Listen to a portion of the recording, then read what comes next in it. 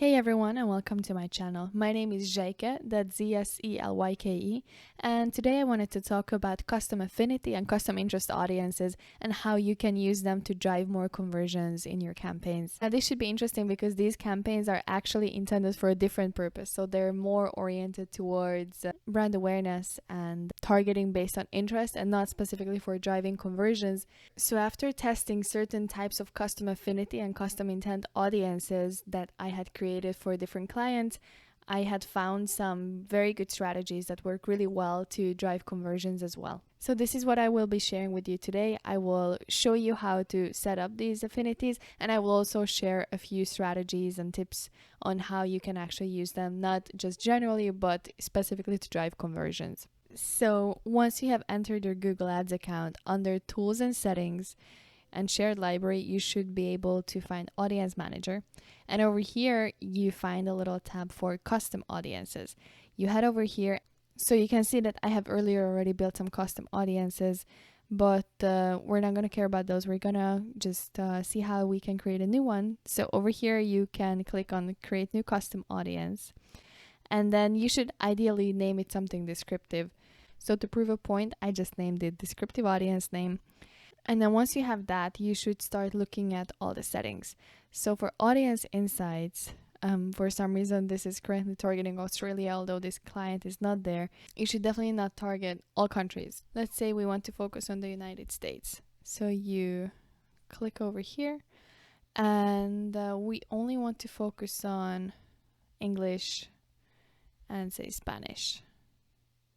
But obviously this would depend on your business. What I just selected is something incredibly general, so I do encourage you to do something more specific, especially if you're more focusing in a certain city or just a certain state. Then make sure that your settings are appropriate for you in terms of the location. I wanted to quickly mention that these kind of custom audiences you can only use for display, video, discovery, and Gmail campaigns. So this means that basically you can use it for everything except for search campaigns. And personally, I'm really looking forward for Google Ads to start allowing to use these in search campaigns as well, because you can also see my RLSA campaign. I'm going to link it somewhere over here. There I talk in more detail about how you can really use audiences to target the types of ads you are showing to users. So hopefully this feature will be available soon on Google. But for now, this is really still a great tool for all kinds of display and Gmail and video campaigns. If you have YouTube campaigns, this is great for that. So let's move on. Now with purchase intentions, Google usually means users who are actively searching for a product and are likely to be purchasing one soon. Interest and purchase intentions are slightly different though, because interests mean that you have a general interest in your life. Say you're a vegetarian, that's part of your lifestyle, that's one of your interests. But your purchase intention might be buying a new vegetable chopper. And maybe you have been actively searching for the different brands and looking through blogs about which might be the best one for you. And that's a purchase intention. So that's something that comes and goes, but your interest of you being a vegetarian probably stays. Now, if you want to focus on people who search for specific search terms, it just means that you want to target people who have typed in specific keywords that you can select to the Google search engine in the past. Say you're a university who manages to still offer in-person classes in the time of this 2020 pandemic, and you might want to find all potential students who have been recently searching for in-person classes 2020. So you can create a specific audience for these people, thus making sure that your campaign is really targeted. Because if you would use some of the general audiences, there's an interest for education, and there might be also an in-market audience for university degrees or something like that. I'm not exactly sure, but there's a lot of them available. But because of the pandemic, we're in a very specific situation, and if you want to reach people with a specific interest that might not have an audience list on Google Ads yet, then it's probably better to use a custom audience that you create yourself, because you really have more control over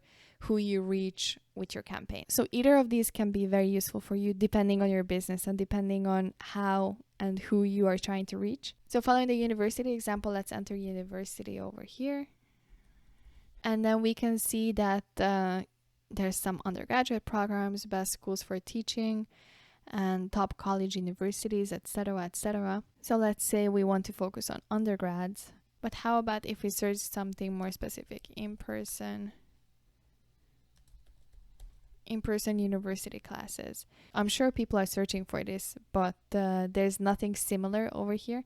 So let's see if there's any people who have searched for this search term recently. Let's add something even more specific. In-person university 2020. So it looks like people are definitely searching for these keywords because you can see the potential weekly impressions. You can also see that most of these people searching for this are marked as male. And also you can see their age breakdown over here. A good chunk of them are parents, but some of them are also non-parents. So what you could also do, you could create, just based on this, 2 separate campaigns. One targeting parents who might want to be sending their kid to university in person.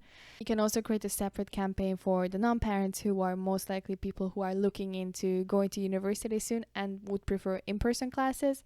So these are 2 separate groups that you can already focus on and create very targeted campaigns just based on this little information.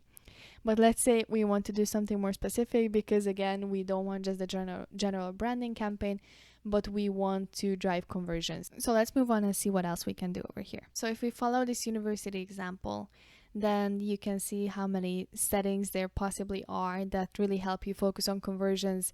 Because if you don't want just a general branding campaign, the more information you give, the more specific your audience will be. It will also mean that you will reach less people, but these people are potentially very highly likely to convert. So even with a smaller budget, you can really get more conversions. So let's see what other settings we have over here. This has been changed recently, because before it was targeting audiences who have visited specific pages, and looks like now Google Ads is using these URLs or something similar. So this means that you can enter URLs that you assume your audience would have visited at some point in the past. But right now Google will use those, but also create a larger audience by adding also similar websites to the list. You are doing here is giving Google some sort of indication of what your ideal audience would be like, and then Google will a little bit boost it and enhance it by adding some other things that it thinks might be relevant for your business. And in this case, what I have seen many advertisers or business owners do is that they just add the domain name of their competitors. But what I found is that although that can work, the more specific URLs you enter, the better your conversion rate is going to be. What I mean by this is that you don't necessarily just want anyone who has recently visited the Stanford University's website or homepage, but you might want to target someone who has visited the 2020 admission page, because that's something more specific and that tells much more about the audience, because people might have visited this website for so many reasons, but if you enter more specific URLs, then you can really specify who should be in your audience list. So let's go and find an example. So I'm just gonna go with this keyword and try to see if there's anything. So this could be also a very good source. This is a specific article.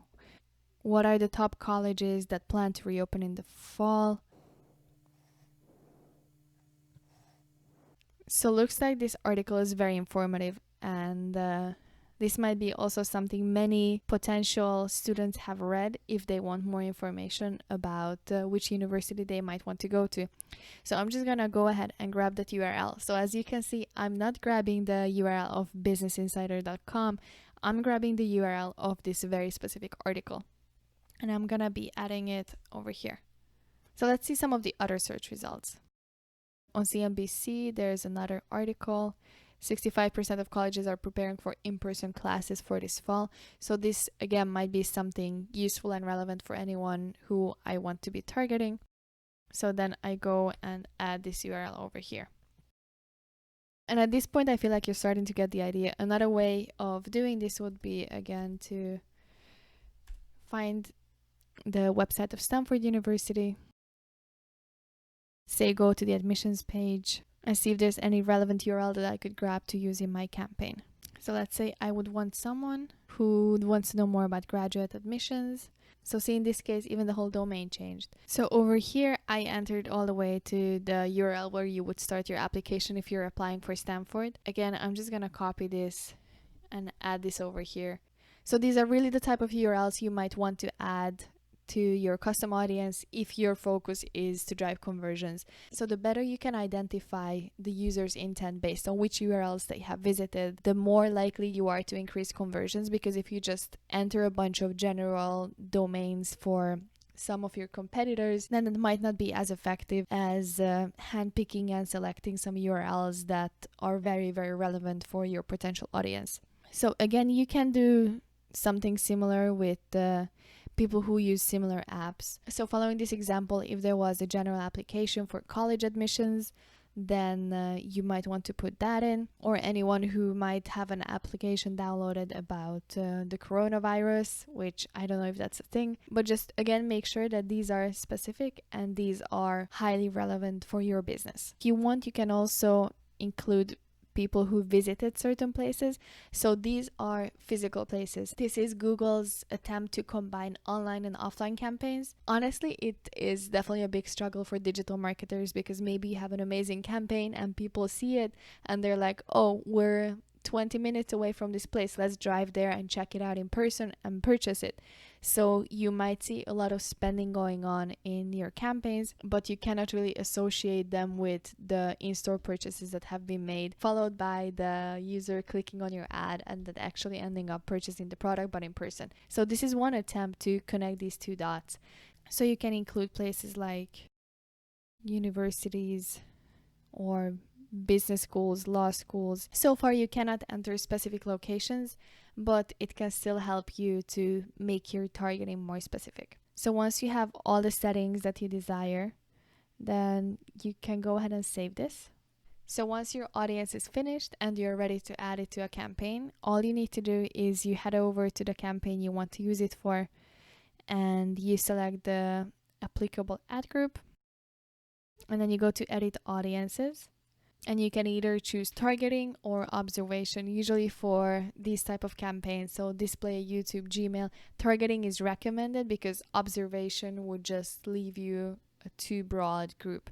So we're going to go ahead with targeting, and you can browse. And over here, there's a section for your custom audiences. So you can choose this one that we just created, and then you can save it, and that should be it. So again, I want to emphasize that if you're trying to use these campaigns to increase conversions, it's totally possible. You just have to make sure that you enter very specific information to help Google really target your audiences better. Now, this can also work really well for e-commerces. So let's say you're a fashion brand and you have a new fall clothing line with scarves and hats and stuff like that, and you want to let users who could be potentially interested know that you have this new line that's available for purchase. Now, what a lot of people might do is they just grab a bunch of competitors' URLs and they just dump them all in this custom audience and assume that since these are competitors, people who will be visiting those competitor sites are probably interested similarly in fashion and products like that. If you want to drive more conversions and if you want to focus on sales, what you could do instead is you identify your competitors, which is the first step. And if you have already done that, that's awesome. But instead of just putting their homepage in the custom audiences, you can just go to their website and find their URL under which they have scarves and hats and winter clothing or their new fall line, and then you can use that in your custom audiences instead of just the general URL. So this will help you create a much more specific audience, and the more specific it is, the more conversions you are bound to get. So that was it from me today. I really hope you found this useful, and if you have any other questions left, then make sure to leave them down below. I always try to make sure to answer all the questions that come to my channel, to any of my videos. So other than that, I hope you have a beautiful day. Oh, also, I hope you can appreciate that my cup matches my painting. Thanks. Have a good day.